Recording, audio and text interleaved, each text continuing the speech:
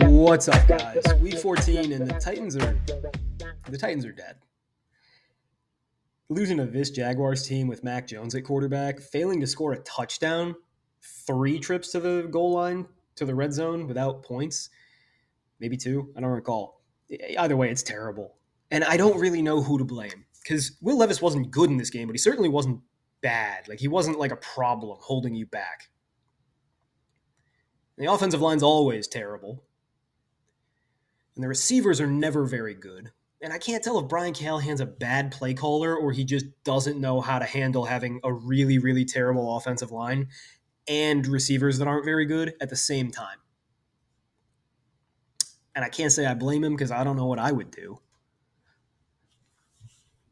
The issue, or the tragedy rather, with the Titans is that Will Levis is a good quarterback who struggles a little bit with managing the pocket and struggles a little bit with, processing after the snap. Those are his 2 weakest points. And they're not like glaring flaws. He's not terrible at these things. He's just okay at them. Problem is, he's being asked to manage the pocket for the worst offensive line I think I've ever seen. And he's also being asked to process in a passing offense that doesn't get anybody open, that has very limited options. So he's being asked to he's a guy who's not great at making decisions, and he makes the toughest decisions. And he's a guy who's not great at understanding what's around him, and there's constantly everything around him. It's a perfect storm, right? There are other quarterbacks like Jalen Hurts is a very slow processor. It doesn't matter. A.J. Brown's open. It doesn't matter. He's got plenty of time behind that offensive line. Jared Goff, slow processor, bad pocket management. It doesn't matter. The offensive line keeps him so clean and the reads are so quick, it never comes to fruition. Right? There are lots of quarterbacks with problems post-snap or managing a pocket, and there are ways to protect them, whether it's coaching or personnel. The Titans don't have the personnel, and I don't think they have the coaching either. So this Titans offense is just making Levis look as bad as possible. I'm sure if he went to the Eagles, they'd win a Super Bowl. I'm not joking at all. He'd have tons of time, wouldn't have to take any sacks, and people would be wide open downfield. It would be easy for him to read out, and he's super accurate. Sounds like a winning recipe to me. All in all, in this game, I give Will Levis a C. He had 2 really great throws. He had a third that I thought could have been great, but we're trying to be mean because it's Will Levis. He should have thrown the game-winning touchdown on the second-to-last drive, but he also should have had an easier touchdown to Chigakonkwo, which would have won the game just as easily. Now, this is the problem with Will Levis. He's not an elite quarterback, but he is being made the scapegoat. Right? He's not the problem with Tennessee. They have a lot of other issues that aren't him, but he's also not perfect. This isn't like a Justin Herbert in San Diego, issue or LA issue. This is more, what if we stuck, I'm trying to not be controversial, what if we stuck Geno Smith on the Giants? Honestly, I think that's even a lot better than this. Regardless, let's just watch the film, the mind-numbing, terrible film, and we'll check back afterwards. Roll it.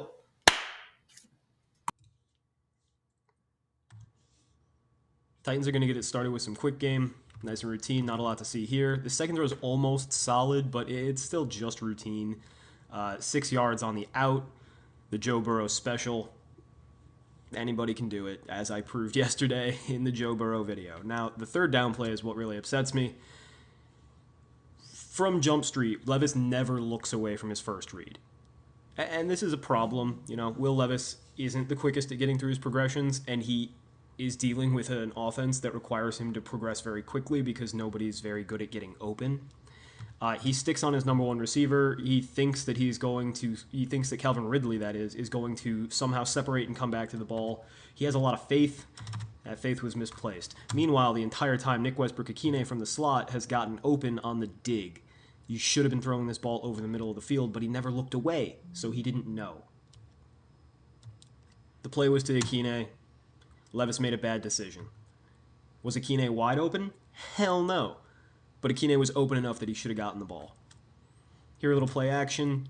8-man protection. You have 2 receivers in patterns.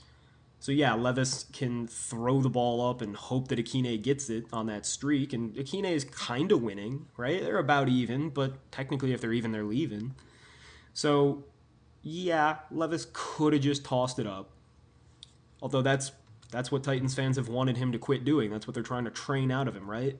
So he just flips it out to his tight end on the release route. It is what it is. He gets 5 yards. It's not bad. It's routine plus pocket movement. Took what he was given.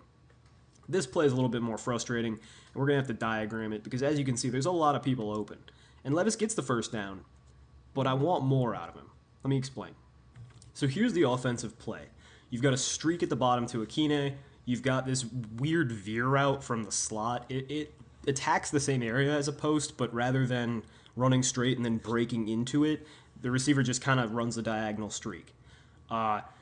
You've got the eventual receiver, Chigakonkwo, the tight end, who's going to block for a second and then just kind of wrap around whatever defender he was supposed to be blocking, or at least pretending to be blocking, and turn around on a curl at the sticks. And that's fine. It gets the first down, and Levis does a decent job of executing that play, but there was so much more meat on this bone. So, now let's look at the defense. Pre-snap, it looks like you've got cover 1. It looks like they're going to blitz, right? They've got extra men walked up on the line. They've got an extra defensive lineman or linebacker. They've got a mug look, which means 2 linebackers standing in the middle of the defensive line. And they've also got those slot defenders at the top of the screen who look like maybe they're coming as well. The first instinct should be, oh, this is cover 1, blitz, maybe cover 0, blitz. I got to throw my streak to Westbrook-Akine. Now, if you roll the film a little bit, right as the ball is snapped, that number 6 at the top of the screen, he bails out. So what we're actually going to get is a super exotic version of just regular old cover 2. It's actually more of a Tampa 2 because, as you can see, 33, this linebacker in the middle, is going to run and play that hole shot area right between the safeties. And that frustrates this streak. But don't worry, because that's actually part of the play, right? Against cover 2, this play is supposed to work because you're taking this streak and this dig, and you're basically playing both of them against this linebacker. How does that work? Well, when the defender drops into this zone right here, he has a choice. Do I run deep to cover this weird veer streak thingy, or do I stay shallow to cover this dig? And you can only pick one. And because he can only pick one, he's got to be wrong every time. And if Will Levis had seen pre-snap that this was going to be cover 2, he probably knows that. He probably exploits it. It's probably a big play. But because Levis gets confused by the disguise, he thinks it's cover 1 or a blitz, and suddenly he is less aggressive. Now, all this being said, even if Will Levis thinks that he's got cover 1 and a blitz, why is he not looking down to the bottom where Akine is? Now, I think that what happens is Levis just realizes post-snap, oh, damn, it's not going to be cover 1. I'm not getting blitzed. I shouldn't even use my... Because, like, the base rule is cover 1. Oh, I've got a one-on-one on the outside with a streak. Take the deep shot, even if it's third down. But once he realizes, while in his dropback, oh, dude, this is zone, he's immediately thinking Akine is dead. He's not going to win this play because streaks very rarely beat zones. Now, it is more of a corner than a streak, I guess. He does bend back towards the sideline, but it's so gradual that it doesn't really matter. I mean, that being said, Akine does win, right? And that safety, 5, Andre Sisco, he misplays the play. You can gun this thing to Westbrook-Akine for 20 yards all you want, and then my bet on Westbrook-Akine longest catch over 19 yards would have hit instead of pushing.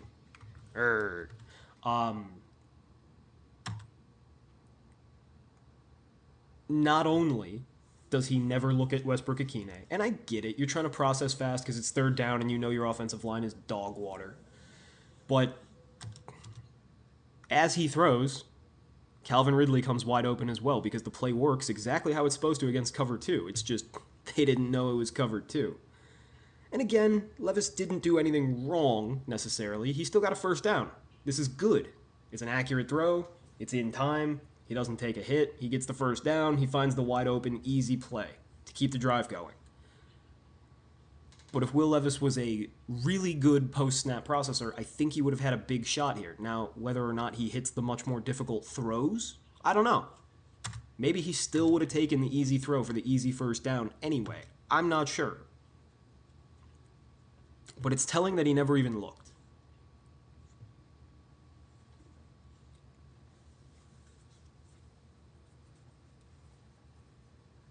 Here, this play is just really nice. Arm talent, rolling left, throws a strike down the field. That's a solid throw. Like, when things make sense for Levis and they're clear, he's so good. And I know that that sounds like asking a lot, but most quarterbacks have mostly clear reads and, like, mostly open receivers. Look at the Bengals film from yesterday. Here we go. When Will Levis has curls that work and get open, he throws strikes. And then Calvin Ridley does the dumbest things after the catch of all time in this game. Like right here, catches the ball for a first down and then runs backwards to take away his first down. Why? I don't know. It was a really nice play design. I love it. And it's the kind of thing that gives me some hope with Brian Callahan. Like, maybe if he had an offensive line he could trust worth a damn, he could draw up some nice plays. But, like, this play action backside release to the tight end or fourth receiver or whatever the hell this guardian cap guy is, that's really well designed. It's a routine throw, but it's a great play. These aren't throws. NFL Plus, stop classifying them as throws. Now here, goal line. The goal line was a disaster, both play calling and actual play from Levis. Here, it's just a play action rollout. Nobody's open because they have so many people in to block, and Levis just throws the ball away immediately. Now, I would like to see Levis try to create something. Get on that edge, run, use yourself as a runner. But I do understand that Levis is playing with a severely injured shoulder. Like, he's going to be reticent to run. And the Titans probably don't want him to run. So I get it. It's a throwaway. It's a little bit of a cowardly throwaway, but I wish there was more. Here, a little late. The play is Westbrook-Akine on the flat. It always was. Nothing else ever comes open. Because Levis is too late to hit Akine on the flat, he's out of options. There's nothing to do but throw the ball away. That's exactly what he does. But here's how the play should have looked. Hit your drop, hit your back step, and it's over. Hit Akine. Lay it out there on the pylon, right? That little, where the ref is standing. Throw it at the ref's head. Akine will go get it. It'll be a touchdown. It has to be a perfect throw. It has to be a drive throw because that cornerback is going to know what's coming. But that's your best bet on this play. Now, it might look like Calvin Ridley's open, but because he's beating Andre Sisco, number 5, the safety who's trailing him. But you got to remember that there is a cornerback directly in front of him, and if you try to gun that ball in there, that cornerback is going to jump that route. Another throwaway, not the best, not the worst. This play is really frustrating. A lot of people misunderstood it online, and then Brian Callahan came out and said some crazy shit to me, honestly. Let's diagram it, because this is a big missed opportunity.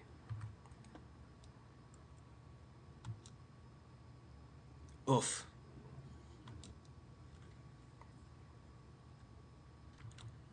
So we're going to have a play action to the right. Once the play action finishes, Pollard's just going to come and sit out here on like a swing stop route. Jeffrey Simmons, your star defensive tackle who's playing fullback, is going to run out into a flat. He's the first read, apparently. Making your defensive tackle your first read is insane. I don't like it, but it's not the end of the world. Then you're just going to have these two tight ends run backside crossers. And according to Brian Callahan after the game, Chigakonkwo is the second read on the play. So the first look is supposed to be to the defensive tackle. That's not great play design. It's not how I would teach this play myself either. To the extent that I even look at the defensive tackle, it should just be like, did anybody decide to cover the defensive tackle? And if not, then it should immediately go back to Chigakonkwo. It should create a high-low read. And it should be pretty simple to read out. Run the play. As you can see, Jeffrey Simmons is covered. So at this point, Levis needs to start looking elsewhere. And he does. And he gets across the field. And he sees Vanette is pretty open. He never actually gets to check that Okonkwo is wide open.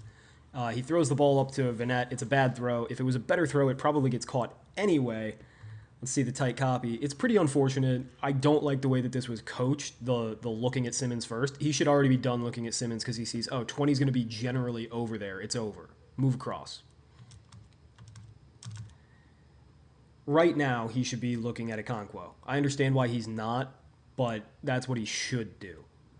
Instead, he looks at the mesh point between that receiver and Vanette. Again, by now, you should be looking at Okonkwo. He never does. He gets stuck when he sees Vanette is open, and he feels pressure. And he overreacted to the pressure. He had a little bit more time than he thought, and it's a bad ball. Will Levis messed this play up. It sucks. Bad play. Also, just for you people who may have bet on the Titans, oof. If Chigakonkwo had just stayed with the play instead of kind of giving up when he realized he wasn't getting the ball, he totally catches this deflection. But he was upset, rightfully, that he didn't get the ball, and he kind of just quit. Has nothing to do with Will Levis, but some of us bet on the Titans.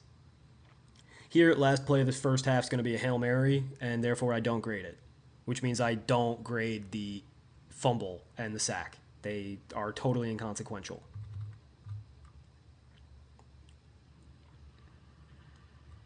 Okay. The second half is when things really start to fall apart for the Titans, just in terms of, like, there's nothing Will Levis can do. Double play action. Why you do double play action when you can't block, I don't know. That's a poor design. But then a little screen behind the play action. Levis does a good job of evading pressure to even get the ball out, and it hits the running back between the nipples and dropped. Here, Will Levis steps up because J.C. Latham is a traffic cone, and he steps up on 3rd and long and makes a throw to his number one receiver. Now, his number one receiver was not open, and his number one receiver was significantly short of the sticks. So why did he throw it there? Well, nobody else is open either, and at least Calvin Ridley is competent at football, whereas you can't necessarily argue that for the rest of his receivers. It's a bad throw, but it's a nice pocket movement, and he's doomed, right? He's doomed. And just like on this play, he's doomed. Get a little pressure on inside. Don't want to deal with it. Nobody open. Calvin Ridley's not open. He looks open after the pass at the top of the middle of the screen, but he's double covered. Just throws it away. A little bit of a cowardly throwaway, but that's what he's being coached to do, and yeah, the play failed. Immediate pressure inside, rolls out to his left, and makes a really nice throw for a first down on 3rd down. That's a solid throw with at least 2 pocket movements. Really impressive to throw that accurately while rolling left, and also impressive to evade the sack in the middle. Here, really nice throw. I want to grade this as great, right? To throw this while rolling to your left, get it over the rusher who's trying to bat the ball, and to loft it in there between 2 defenders perfectly like that, 15 yards downfield, that's really, really nice. I'm going to call it great. I originally called it solid. I changed my mind. I don't care. I mean, look at that. That's perfect. And if Nick Westbrook-Akine would have gotten up and rolled for 1 more yard, I would have won my prop bet, damn it. First down. Takes what's given to him. Really, really conservative passing play here. Like, nobody was more than 5 yards downfield. Whatever. I really think that Brian Callahan is struggling to manage the fact that he can't trust anybody to execute anything. Right? All these short passes. Literally every play being schemed up for Calvin Ridley. Another routine pass. Better design. Is this the triple coverage play? Play action. Yeah, triple coverage. So every pass play they run, almost, is set up to get Calvin Ridley open. Like, he's the number one read. He's the primary. He's everything. If you just have one guy shadow Calvin Ridley, you're going to shut down this Titans offense. You can't throw to Calvin Ridley in triple coverage. You can't throw to your running back on the backside because there are two defenders over there who are either going to pick the ball off or crush your running back as soon as he catches it. Your best bet, I guess, is to throw to Chikakonko at the top of the screen right by that 30-yard marker, but he's got two guys to beat, and they're going to crush him before he gets to the line of scrimmage, which is where that ref is standing. Honestly, the best play here is to run around a little bit and throw the ball away. But Levis is executing the play as called, and so he throws the ball to his tight end, who immediately gets crushed, and you lose 5-10 yards. Really poor design. Never had a chance in hell at working. Frankly, Levis just should have put this ball in the stands. It would have been very cowardly. It would have been a waste of second down, but at least it's 2nd and 10 instead of 3rd and 15. 3rd and 20. But on 3rd and 20, what do you expect Levis to do? There's nothing to do. They throw a screen. It gets a few yards back. That should have been the call on 2nd down, not on 3rd down. On 2nd and 10, running a two-man route concept into triple coverage is not great play calling. Here, Levis throws a strike to the only open receiver. It hits him in the chest, and he drops it. Routine throw.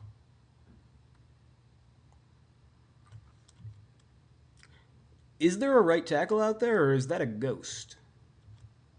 This is a no-fault sack. Tell me more about how Will Levis takes too many sacks. Sacks are a quarterback stat. Will Levis should have teleported. He should have, quarterback sneaked instead of dropping back at all. The worst part is Calvin Ridley is actually open downfield. Look at the very middle in between the hash marks. He's going to continue up to that 20 or 15-yard line.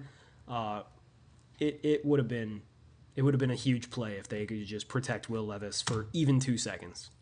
It's pretty fucking ridiculous how bad the offensive line has been. Here, you give him a little protection, and he hits basically the same play to the opposite side. It's a great throw. It's a nice downfield deep throw. Give Will Levis a little time, right? Like, it's a quarterback whose weaknesses are he processes a little bit slowly, and he's not awesome at avoiding sacks. And you gave him the worst offensive line of all time and receivers who are never open, and there are very few of them because you're trying to help your terrible offensive line. Routine throw. This play really pisses me off. This is 3rd and 2. Play action. It's a high-low read. Levis reads it perfectly. If the defender stays with the running back, I run. If the defender comes up to get me, I throw. He throws. Calvin Ridley gets the ball with at least 5 yards between him and the sideline. All he has to do is put the ball in his left hand and stick his arm out, and they at least have like 4th and 1, right? And you can QB sneak that. Instead, he just strolls out of bounds casually. He doesn't care. And this is a sign that the team has given up. This is a broken team. Calvin Ridley, he had a few plays like this today where it's just like, what are you doing, dude? Try a little. But that's completely on Ridley. It's not on Levis at all. And this is going to be basically the end of the game. 4th down. The worst part is that it works. You don't need a diagram to see that these two dudes are wide open for first downs. The running back less so, but definitely Calvin Ridley. Past the sticks already and nobody's covering him. He found a void in the cover 2. He's wide. He's wide open. Here's the problem. Nick Westbrook-Akine is wide open too. If you place this ball right around here, it's a touchdown. You win the game. The problem is Levis misses the throw a little bit. Now, if this was most quarterbacks, if this is a Joe Burrow, if this is a Jaden Daniels, if this is basically anybody but Baker Mayfield or Will Levis, it's a good throw. It's catchable. You put the ball on the hands of your receiver in the end zone to win the game, and he fucked up and dropped it. That being said, I'm going to get hate for giving Will Levis as high of a grade as I gave him. And I'm only giving him a C. So I'm going to grade it as bad. But as you can see, that ball's not that bad. Not that bad at all. Now you see the tight copy. Super catchable. Should have put the ball a little further downfield. Should have put it a little more towards the outside so he doesn't have to do all this spinning. But that's actually the safe throw. I mean, fuck, you're going to make me call this bad throw.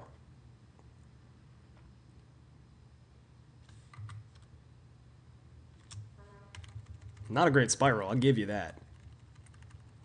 That's plenty of touch, and it hits the receiver in the palms. If that's DeAndre Hopkins, you know that's a touchdown. You know the Titans win the game, but it's Nick Westbrook-Ikine, who's a wide receiver 3.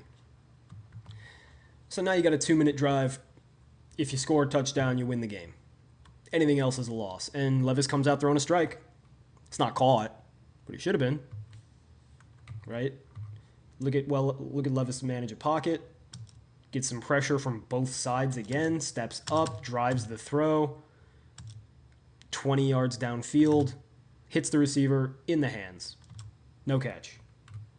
2 straight plays that, yeah, Will Levis could have possibly, I guess, put the ball in a slightly better place. But he makes a really difficult throw, and it doesn't matter because it's not caught. Typically, that ball should be caught by a tight end. Now, I know it's Chigakonkwo, and he's only a tight end because he's too fat to play wide receiver. Like, all Chigakonkwo is Jonnu Smith redux. Worse hands. He's fast. He's great after the catch. He's not very good at the catch. He's not big, and he's not a good route runner. But he's exciting, except when he drops the ball on first down, and this would put you in field goal range, and field goal range doesn't really help, but hell, at least you're closer to the end zone. Totally changes the way the plays are called after this, if he catches that ball. But alas, that's a great throw. I don't give a fuck what you say. That's a great throw. This one's not. This is bad. It's late is the problem, right? Like if he throws it right here, yeah.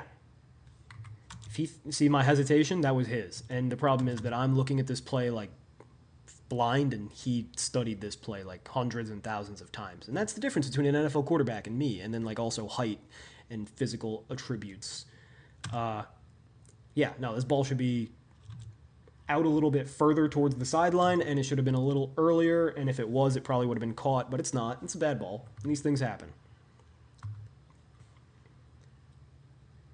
This ball I originally thought was pickable, and it still might be. I want you to focus on number 5, that single high safety, right? They do another good job of disguising the play. But number 5, that safety back there by the logo, watch how he kind of recognizes the play, and he just screams across the field at it. He runs a third of the field in like a second and a half to break up this play that otherwise should have definitely worked. On third down, no less.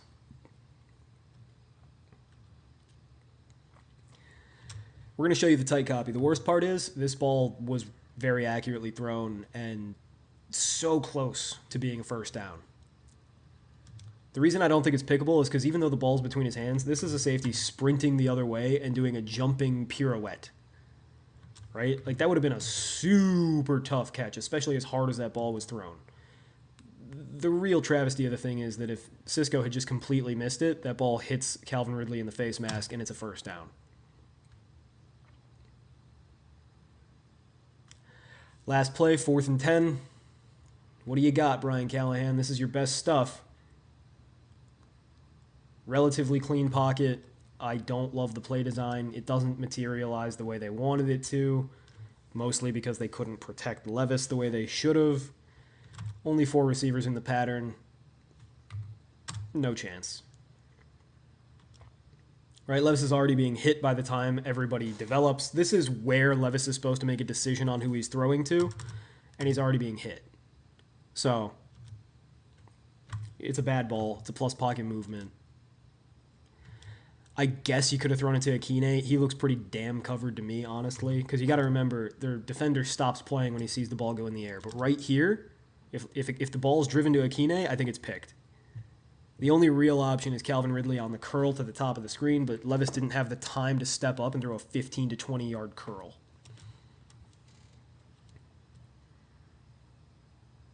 That was probably the right decision, but it doesn't matter. There was no chance. See the tight copy just for fun so you can see how catchable the ball was. The answer is not totally. It's a little too high. And yeah, again, Ikine looks open, but you got to remember that when Levis is throwing it, he's not. So on the day, I'm going to give Levis 2 great throws. I'm taking away the 19-yarder to Ikine. I liked it a lot, but I could understand somebody saying, it's only 19 yards. I mean, that's ridiculous, but whatever. 2 great throws. The one to Ridley on the deep sail route, and then the one on the final drive that hit Okonkwo in the face. Those are great. 4 solid throws, 14 routine throws. That's good for 74% accuracy. That's about Will Levis's average, and it's slightly above the league average. 6 bad throws, and then we're even going to call that one that Cisco broke up pickable. I don't think it is. I really don't think it is, but we're going to call it pickable. So we're going to be as mean as possible to Will Levis, right? We're going to call a ball that was well thrown and the DB made a great play. We're going to call that pickable. Should have been bad. We're going to call that throw in the back of the end zone to Westbrook-Ikine. We're going to call it bad, even though it hit the receiver in 2 hands to win the game. We're going to call it bad. I think that should be a solid throw and a bad throw. So I think that Levis's PGP should be like 3 instead of 1, which is like a C plus B minus instead of a C. But we're gonna call both of those close ones against Levis. We're gonna be super anti-biased. Seems a little silly. Seems like we're not trying to find the truth, but we're trying to appease the very angry morons that seem to outnumber me 30-1. There was 1 sack. Remember the other sack? We don't grade Hail Mary plays. They're not football. He got sacked and was fumbled. Boo-hoo. Inconsequential. So 1 sack, not his fault whatsoever. There's no way in hell you could ever blame him for it. 3 throwaways. Some of them cowardly, but it seems that that's what he's being coached to do. He had 1 neutral run. He had a quarterback sneak. Not worth noting. No negative runs. And we're going to say he moved the pocket 11 times. I counted 14 the second time I watched through, but we'll knock it down to 11. That's what I had when I watched it the first time around, and we're trying to be very, very mean. On the day, being as mean as possible, the lowest grade I can think of is fair for him is a C. If your quarterback is turning in a C performance and that's like the end of the world, you can't score a touchdown, you've got way bigger problems. When Will Levis plays really, really well, they score like 20 points. When Will Levis plays poorly, they score nothing. If Will Levis plays average, they score next to nothing. I think that if they had perfectly average quarterback play and they were lucky, they should have scored like 14 points in this game. That's bad. Now, Calvin Ridley didn't help. Walking out of bounds on 3rd and 2 when he could have easily picked up the first didn't help. The way that the play was, installed on that Jeffrey Simmons play action didn't help a ton. Right? It could have been easier designed. You could have just never looked at Jeffrey Simmons, and that gets Levis over to Chigakonkwo quicker, and suddenly it's an easy touchdown. Or you could have just had some pass protection so Levis is able to take a step, look at the field, and see, oh, yeah, nobody's on that guy. Cool. My biggest fear is that I'm starting to see the traumatic effects of a terrible offensive line and a bad offense on Will Levis. I'm starting to see him throw the ball away too quickly. I'm starting to see him rush through his progressions. I'm starting to see him not be comfortable and not trust what he's doing because his offensive line is that bad. The issue comes in asking what I would do if I were GM of the Titans. I think if I were GM of the Titans, I would certainly spend my first round pick on an offensive tackle. And I'd probably try to get another offensive tackle in free agency so I can kick J.C. Latham to right guard where he belongs. That should solidify my offensive line, assuming Cushenberry comes back and Skoronski remains a decent player. Now I desperately need wide receivers, and I'm going to be chasing those in the 2nd and 3rd round. I'm going to try desperately to get somebody in free agency because Calvin Ridley is a fine player. He is not close to good enough to be a number 1, especially when you don't have a number 2 worth a damn. I like Westbrook-Ikine, but he's a 3. If you get 2 starting offensive linemen, now you can at least run a functioning offense. Now Brian Callahan gets to come out of his shell and call the plays he wants to. God forbid you get 2 offensive linemen and a wide receiver. Now your offense is complete, and it comes down to, are the coach and quarterback good enough? And I think I would spend this summer making sure. I think Brian Callahan is a bad coach. I do. But I'm not certain yet. And there are still enough good play calls that give me hope. So for now, Titans fans, I think you should be looking for 2 new offensive linemen as starters. Bona fide, you need to sign your 2 best offensive linemen. Skoronski needs to be your third best, Latham fourth, and Cushenberry worst. And if that happens, you got a shot. 2 offensive linemen, 1 wide receiver who can start. And then find out once and for all, is Brian Callahan good enough? Is Will Levis good enough? I think Levis is definitely good enough. I don't know about Callahan. We'll see. But that's all I got for you guys today. What do you think? Cue all the people with half a brain cell saying, Will Levis sucks. He only scored 6 points. He missed all the reads, moron. Great analysis. You're quite the thinker. But for those of you who actually engage with this thoughtfully, what do you guys think? Do you think I'm being too harsh? Do you think that I should stop trying to appease people that are angry when I grade? Do you think I should stop trying to be anti-biased? Let me know. Let me know what you would do this offseason if you were the GM of the Tennessee Titans, if you were Rand Carthon. Until then, I'm going to go watch some Baker Mayfield film to cleanse my palate because it's got to be better than this, right? I hope. All right. Hasta.